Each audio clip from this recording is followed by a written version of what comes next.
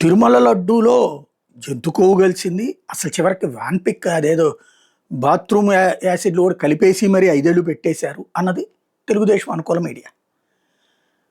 దాంట్లో ప్రధానంగా ప్రొజెక్ట్ చేస్తుంది. సిట్ తప్పు చేసేసింది, వైసీపీ వాళ్ళ జోలికి పోలేదు. చివరికి ఆయన ఎవరో సిపిఎం నాయకుడు గఫూర్ అట, ఆయన పేర్లు ఉన్నాయి ముందు, తర్వాత ఒత్తిడి తెచ్చి తీసేశారు అని చెప్తున్నాడు.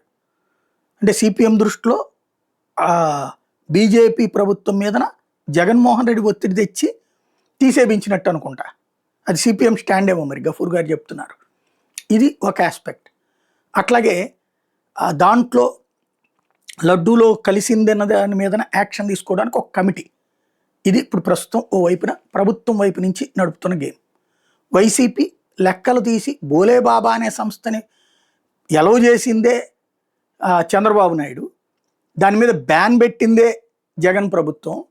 అట్లాగే లడ్డూలో కల్తీ లేదు అన్నటువంటి విషయాన్ని స్పష్టంగా చెప్పింది సిట్టు. ఇంకోటి, జగన్ ప్రభుత్వం వెళ్ళిపోయాక చంద్రబాబు ప్రభుత్వం వచ్చాక, అంటే జగన్ ప్రభుత్వంలో 18 ట్యాంకర్లు కల్తీ వాటిని వెనక్కి పంపించారు, చంద్రబాబు టైంలో 15 పంపించారు వెనక్కి. అట్లా కల్తీ కలిసినవి వస్తాయి, వచ్చినప్పుడు తిప్పి పంపడం సహజంగా జరుగుతుంది. అలాగా చెప్పుకుంటే చంద్రబాబు ప్రభుత్వానికి కానీ మా టైంలోనే ఇంకో 3 ఎక్కువ వెనక్కి పంపించాం. ఇంకోటి, వీళ్ళు శాంపిల్ తీసింది కూడా మొన్న వీళ్ళు వచ్చిన తర్వాత తీసుకొచ్చిన ట్యాంకర్లోది అయ్యే శాంపిల్స్ తీసింది. ఆ శాంపిల్స్ తీస్తే అప్పుడు కలిపింది చంద్రబాబు ప్రభుత్వం అవుతుంది కానీ మాది ఎట్లా అవుతుంది అన్నటువంటి వీళ్ళ మాటలు.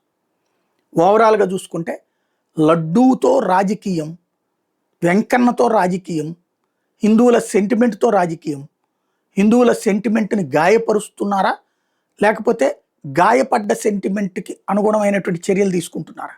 కాలం డిసైడ్ చేయాలి.